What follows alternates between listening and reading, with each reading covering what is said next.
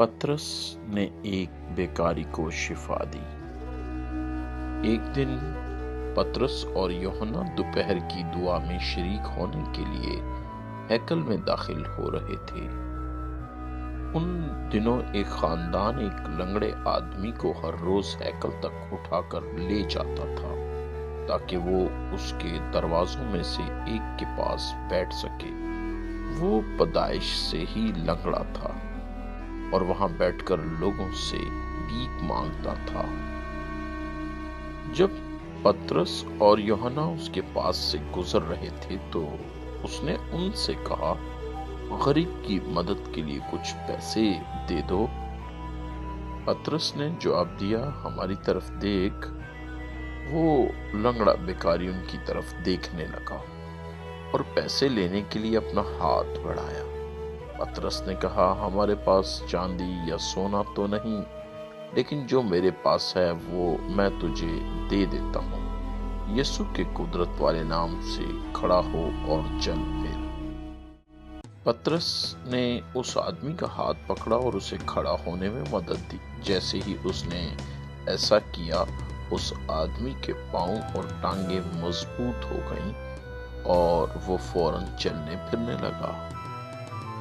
वो आदमी इकट्ठे हैकल में दाखिल हुए। वो आदमी उछलता कूदता और जोर से कहता जा रहा था, मैं खुदा की हम्द करता हूँ, देखो मैं चल सकता हूँ। जो लोग उसे पहचानते थे वो कहने लगे, ये तो वही लंगड़ा बेकारी है जो हैकल के दरवाजे के पास बैठा करता था। अब ये कैसे चल सकता है?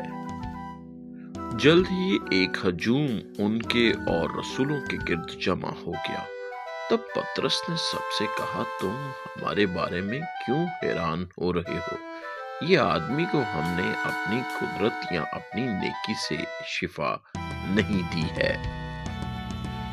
वो खुदा जिसकी इबादत हमारे बाप दादा इब्राहिम, इसहाक, याकूब करते थे, उसने ये काम दिखाने के लिए किया कि यीशु ही उसका बरगजीदा मसीह है।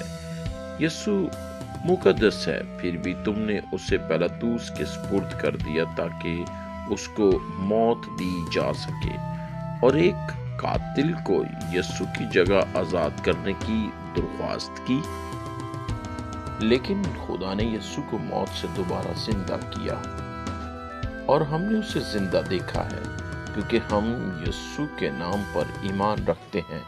हम इस लंगड़े आदमी को चलने के काबिल बना सके। अब अगर तुम अपने गुनाहों का एतराफ करके खुदा के सामने तौबा करोगे तो वो तुम्हें मुआफ कर देगा। खुदा तुम्हें नई जिंदगी देगा ताकि जब वो अपने चुने हुए बादशाह यीशु को तुम्हारे पास भेजे तो तुम तैयार रहो। बहुत पहले खुदा ने हमारे बाप दादा से कहा, मैं तुम्हारी नस्ल के जरिए तमाम कौमों पर बरकत लाऊंगा। इसीलिए खुदा ने पहले यीशु को हमारी कौम के पास भेजा ताकि हम अपनी बुरी रविशों से बाज आएं। जब पतरस अभी बात कर रहा था, कुछ मजहबी रहनुमा हैकल के मुहाफिजों के साथ आए। रहनुमा पतरस पर नाराज थे क्योंकि वो कह रहा था, खुदा ने यीशु को मौत से दोबारा जिंदा किया है। हैकल के मुहाफिजों ने पतरस और यूहन्ना को गिरफ्तार कर लिया और अगले दिन तक जेल में बंद कर दिया।